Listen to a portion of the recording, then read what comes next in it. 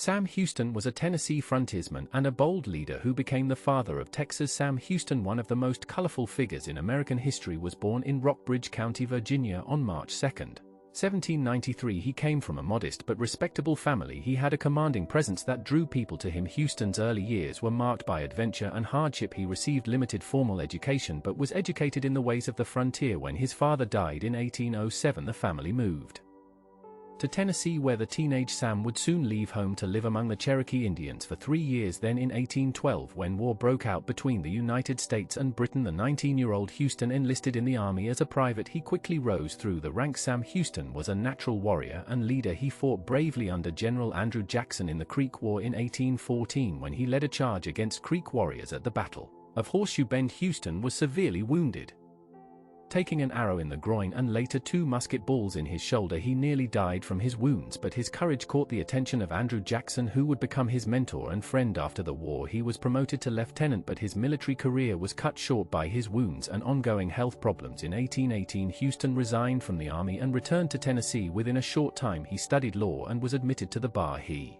opened a legal practice in Nashville and quickly entered politics. Houston was elected to the Tennessee House of Representatives. He began to build a reputation as a passionate speaker and a defender of the common man. America was expanding westward, and ambitious men like Houston saw opportunity in the growing nation. Sam Houston was not a cautious politician or a man who avoided controversy. He was a bold risk-taker, if you will, who threw himself completely into whatever cause he championed. He was a more flamboyant character. In March 1823, Houston was elected to the United States Congress representing Tennessee. 2 years later, he was re-elected to a second term. Houston was literally the rising star who seemed destined for national greatness, with Andrew Jackson as his patron. In 1827, Houston was elected governor of Tennessee. The future seemed unlimited for this protege of President Jackson, but within months Houston's world collapsed. He married Eliza Allen in January 1829, but the marriage fell apart after only 11 weeks. Houston never fully explained what happened, but the scandal was devastating. George Houston resigned as governor and fled Tennessee. He left behind his political career, his reputation, and his dreams. He went back to live with the Cherokee who had adopted him as a young man. He married a Cherokee woman and tried to forget his former life. That painful exile lasted 3 years. Houston struggled with depression and alcoholism, but he never lost his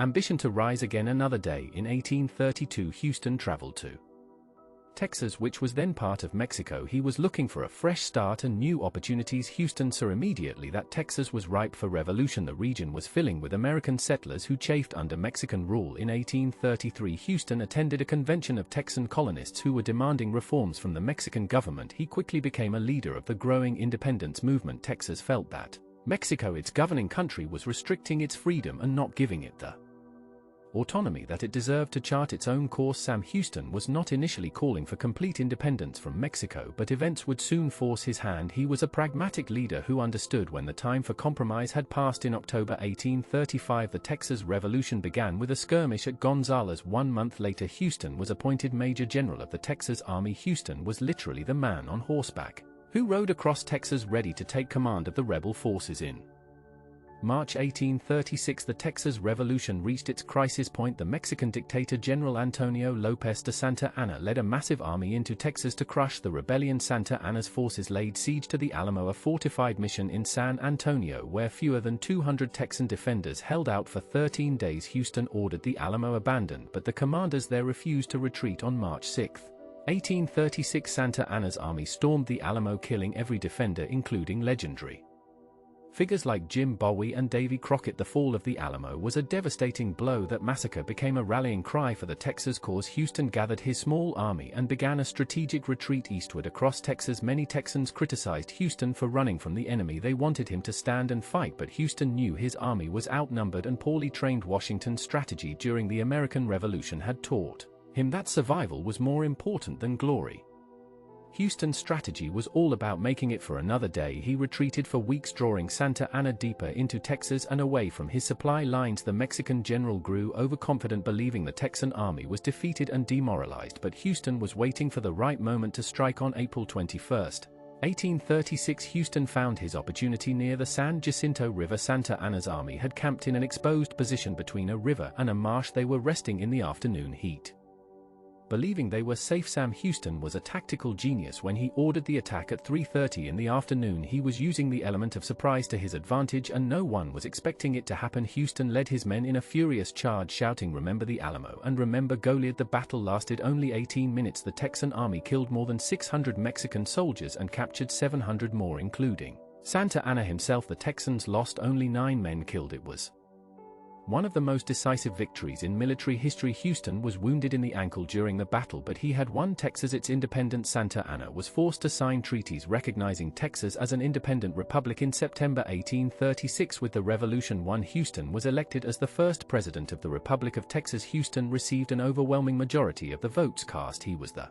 unanimous choice of the Texas people. Houston led the young republic from the Capitol in Houston, which was named in his honor. Serving as president, Houston faced enormous challenges. Texas was broke, deeply in debt, and threatened by Mexico, which refused to accept the loss of the territory. Houston understood that for the republic to survive, it needed recognition from other nations and possibly annexation by the United States. He had to build a government from nothing and defend a vast territory with limited resources. Houston served as president from 1836 to 1838 under the Texas Constitution. He could not serve consecutive terms, so he was succeeded by Mirabeau Lamar, whose policies Houston strongly opposed. Lamar spent money recklessly, fought costly wars with Native Americans, and moved the capital to Austin. Houston watched in frustration as his successor nearly bankrupted Texas. In 1841, Houston was elected president of Texas for a second term. He immediately worked to reverse Lamar's policies, cutting spending, making peace with the Indians, and seeking annexation by the United States. Houston was a pragmatic leader who believed Texas's future lay with America, not as an independent nation. He spent years lobbying for annexation, facing opposition from abolitionists in the United States who did not want another slave state admitted to the Union. Sam Houston was a slave owner, though his views on slavery were complex. He owned slaves throughout his life, but he also maintained close relationships with Native Americans and later opposed secession. In 1844, the United States finally agreed to annex Texas with the support of President James K. Polk. On December 29, 1845, Texas officially became the 28th state of the United States. Houston was elected as one of Texas's first 2 United States senators. He served in the Senate from 1846 to 1859, representing Texas in the nation's capital during some of the most turbulent years in American history. Houston was a strong Unionist who believed in preserving the United States even as sectional tensions over slavery threatened to tear the nation apart. In the Senate, Houston took controversial positions that made him enemies. He supported the Compromise of 1850, which tried to balance the interests of free and slave states. He opposed the Kansas-Nebraska Act, which allowed territories to decide the slavery question for themselves because he believed it would lead to violence and chaos. Houston was willing to stand alone against popular opinion when he believed he was right. He voted against the interests of the South when he thought those interests threatened the Union. This made him increasingly unpopular in Texas, where pro-slavery sentiment was growing stronger. Sam Houston was not a fire-eating secessionist or a defender of slavery. Above all else, he was a nationalist who loved the Union he had fought to create. He was a more complex figure than many of his contemporaries. In 1857, Houston decided to run for governor of Texas,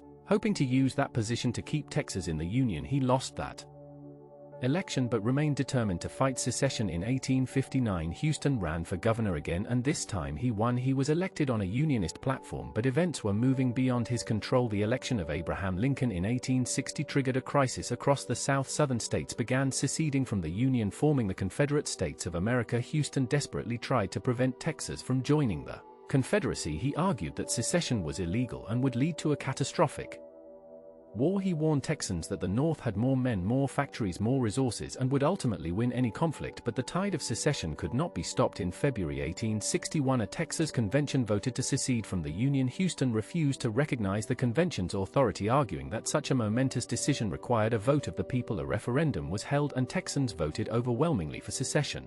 Houston was devastated, but he accepted the will of the people. What he would not accept was swearing an oath of allegiance to the Confederacy. In March 1861, the Texas Convention demanded that all state officials take an oath to the Confederate States of America. Houston refused. When he failed to appear to take the oath, he was declared to have vacated the office of governor. Houston was removed from office and replaced by his lieutenant governor Edward Clark. It was a stunning fall from power for the man who had led Texas for so much of its history. Houston retired to his Home in Huntsville, Texas, a broken and bitter man, he had lost everything fighting for a cause that had failed. The Union he loved was dissolving into civil war, and Texas had rejected his leadership. But even in defeat, Houston maintained his dignity and his principles. He never wavered in his belief that secession was wrong. During his retirement, Houston watched as the Civil War unfolded. As he had predicted, the Confederacy struggled against the